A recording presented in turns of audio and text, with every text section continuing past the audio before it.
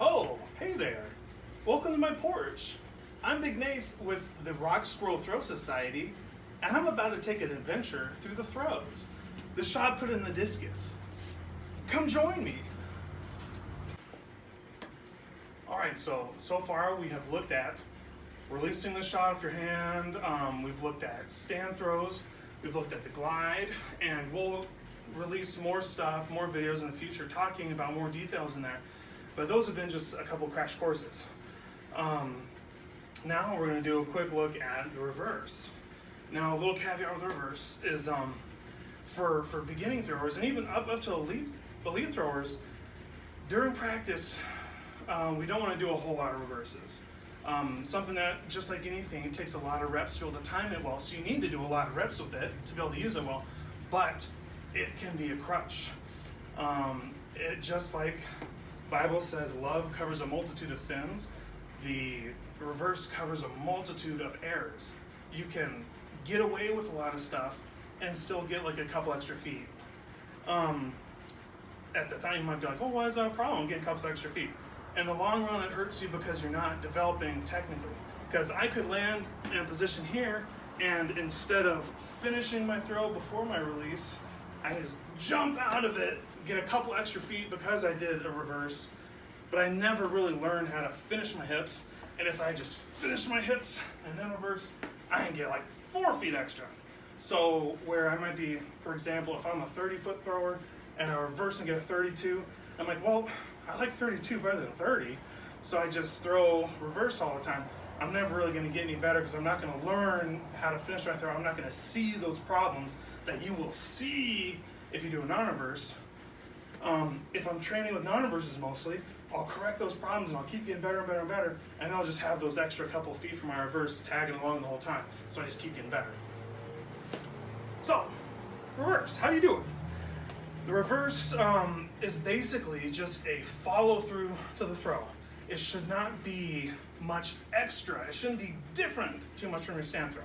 You're going to be finishing your throw, and you're going to be allowing basically your throwing side just to continue through by getting this side out of the way. So what it kind of looks like for a lefty, I'm just going to do like a half stand throw, is basically this. So instead of this side just stopping here, I'm pushing off of this leg also, so it gets out of the way. So instead of stopping here, it can get all the way through.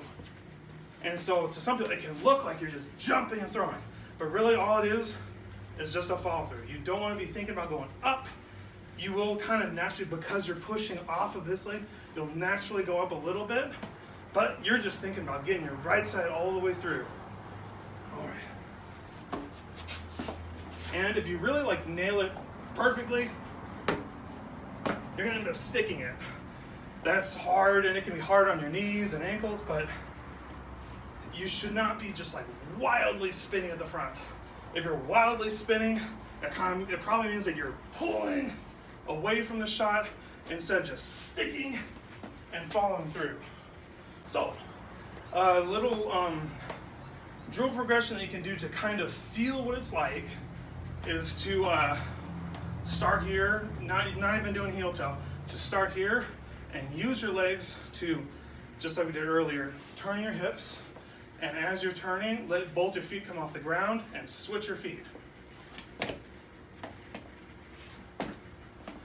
After you do a few of those and get comfortable, switch your feet, but balance on your throwing leg. So I'll balance on my left leg, righties will balance on your right leg.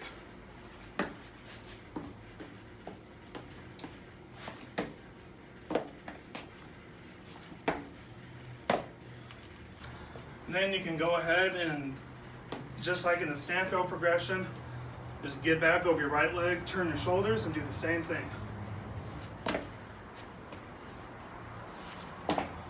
And then land on one leg.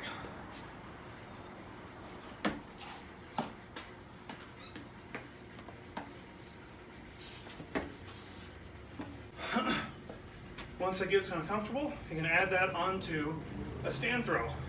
And we can start with this, that half stand throw first, just so you can kind of feel it out. Here. Neat.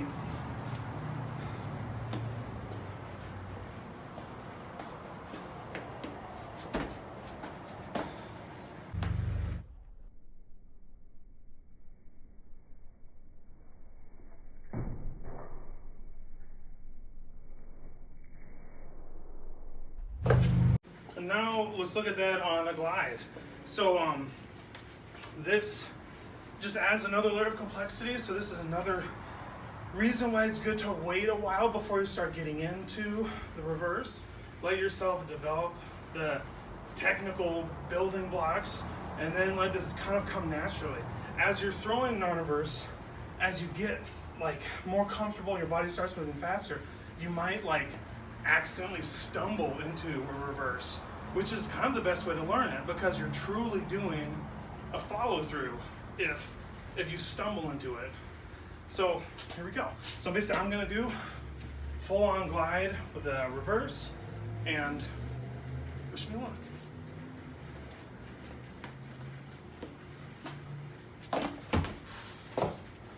And you'll probably be able to see that some technical things in my throw were starting to kind of slip up because, well, first of all, I'm not really a glider.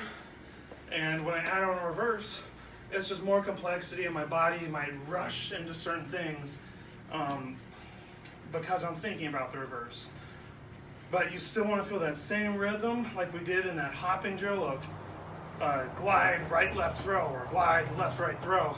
And don't, just because you're doing reverse, don't let yourself rush into it. Feel that front leg come down before you start your throw.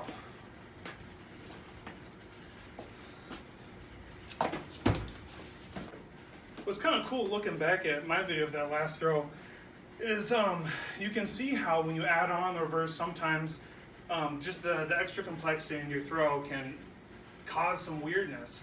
Like, I'm not a glider, so when I added the reverse, since I'm just not super comfortable with the base technique of the glide, you can see I shortened up my glide. I kind of rushed to get that foot down, so I didn't really turn my foot under. On this one, I'm going to try to do that a lot better. But it's just a good example of when you add the reverse, sometimes it forces your mind to rush to the end of the throw and kind of forget about a lot of the details that you could be working on in the beginning, middle of the throw if you were doing an non-reverse. All right, here we go. Let's do this a little bit better.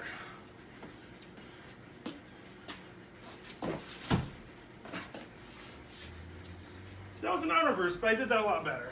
Here we go. Let's do a reverse.